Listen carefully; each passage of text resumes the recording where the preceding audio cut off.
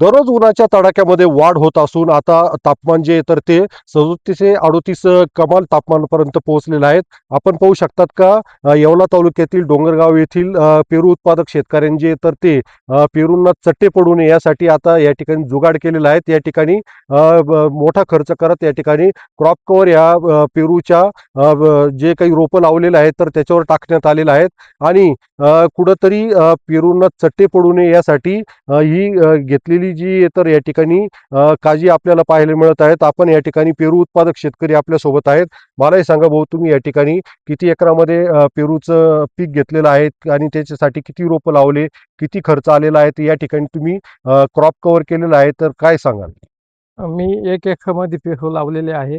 मी 1400 झाडं लावलेली आहे आणि क्रॉप कव्हर आणि बांबूसाठी मी आज 50,000 ते 60,000 रुपये खर्च झालेला आहे.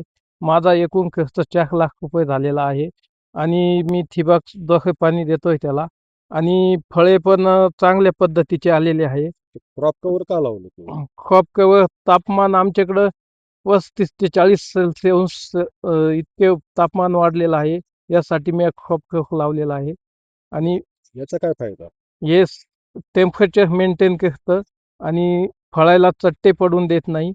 त्यासाठी मी क्रॉप कव्हर लावलेला आहे.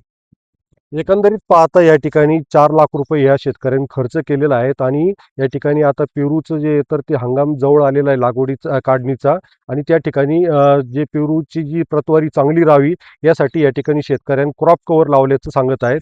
उमेश पारीख, TV9 मराठी, येवला, नाशिक.